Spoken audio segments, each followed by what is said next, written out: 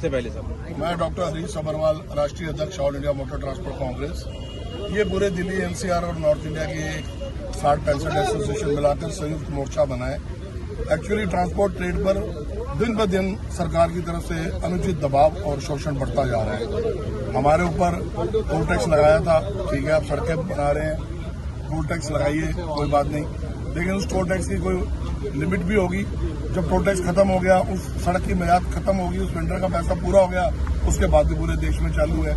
उसके अलावा अभी उन्होंने एनजीटी में जो वृद्धि करी, सीएक्यूएम ने सरासर उसके साथ हमारे साथ धोखा किया है। सीएक्यूएम का प्रस्ताव था कि जो गाड़ियां दिल्ली से होकर गुजर जाती हैं, जो दिल्ली में न लोड होती है न अनलोड होती है, दिल्ली से गुजरती हुई बिहार, यूपी, राजस्थान, पंजाब ऐसी जगहों पे जाती है, उनके ऊपर ये टैक्स है ताकि वो दिल्ली में कंजेशन ना करें और प्रदूषण ना फैलाए। ये बात समझ में आती थी, हमने इसका समर्थन किया था, लेकिन जब उन्होंने कोर्ट में अर्जी लगाई तो हमें सरासर ट्रांसपोर्ट ट्रेड के साथ धोखा करते हुए सभी गाड़ियों पे जो दिल्ली में आने वाले हमारे गरीब ऑपरेटर हैं, बड़ी मुश्किल से ऑलरेडी अपना इस महंगाई में गुजारा कर रहे हैं, उनको पर भी वो टैक्स बिना बात के दुगना कर दिया गया।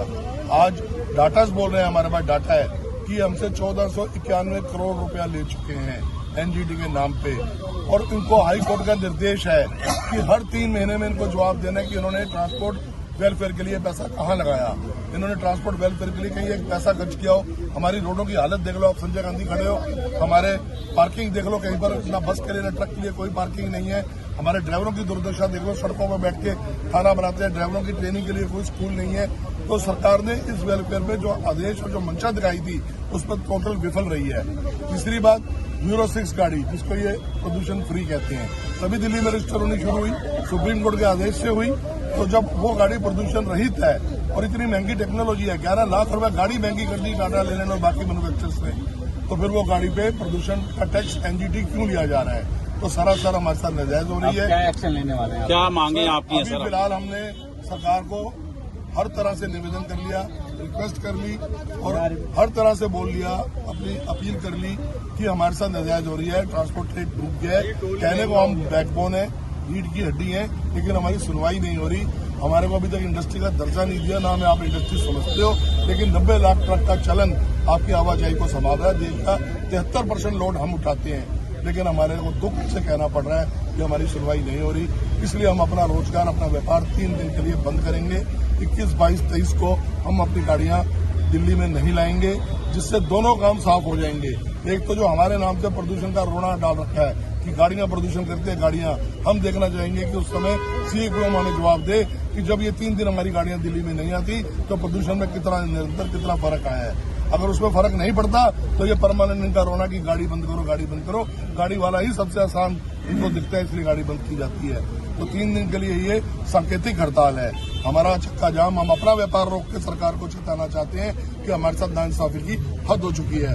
अगर इसके बाद भी सरकार के कान में क्यों नहीं रहेंगी या हमारी अपील नहीं पहुंची तो शायद हमें निश्चित कालीन के लिए पूरे देश में ये मुहिम चलानी पड़ेगी। तो अभी दिल्ली में बंद रहेगा या पूरे देश? केवल दिल्ली एनसीआर में तो एंट्री नहीं होगी ट्रकों की? 21, 22, 23 हमारे ट्रक नहीं आएंगे। हम अपना व्यापार रोक रहे हैं, ठीक है, अपना व्यापार नहीं करेंगे। सरकार को हमारे ट्रकों से ही प्रॉब्लम है ना, तो 3 दिन हमारे ट्रक नहीं चलेंगे। महंगाई का असर दोबारा पड़ने वाला है दिल्ली पर? इसका असर जरूर आएगा, क्योंकि जो 3 दिन की हड़ताल है इसके अंदर लगभग सभी सब्जी और फ्रूट की गाड़ी मेरे को बंद रहेगी। इसमें किल्लत तो आएगी।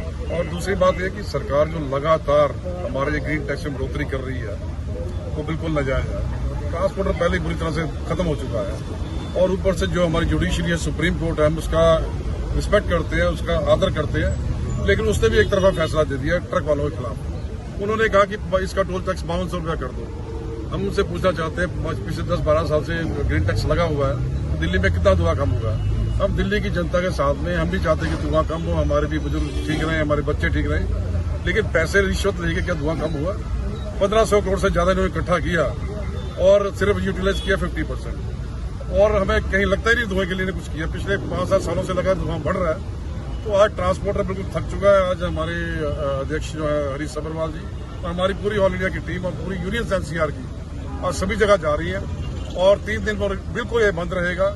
और उसके बाद भी अगर सरकार नहीं मानती, कुछ नहीं बात आती, तो हम एक बार फिर मीटिंग करके इंडेफिनेट स्ट्राइक पे भी जा सकते हैं। अच्छा, एक बात बताइए कि आपने सरकार से भी बात की होगी, कोर्ट के सामने भी अपना पक्ष रखा होगा, क्या पक्ष क्या दलील आपने दी और उस पर आपको क्या रिस्पॉन्ड मिला? सुप्रीम कोर्ट ने जो हमने दलील रखी थी, हमारी दलील नहीं सुनी गई। जो सरकार का जो फैसला था उसमें उन्होंने उसी टाइम फैसला दे दिया। सुप्रीम कोर्ट का चाहिए था हमारी सुनवाई करते, लेकिन उन्होंने ऐसा नहीं किया। उन्होंने एक तरफा फैसला देकर ट्रांसपोर्टर की बिल्कुल रीढ़ की हड्डी तोड़ दी है। तो हमें ये बर्दाश्त से बाहर है, जैसे कि हमारे हरीशवा साहब ने बताया, और हमारी पिटीशन बाकी पेंडिंग भी है वहां पर, लेकिन सुनवाई कोई नहीं है। और हम तो सरकार से पहले लड़ते थे, सुप्रीम कोर्ट से कैसे लड़े, ये बड़ी सोचने की बात है।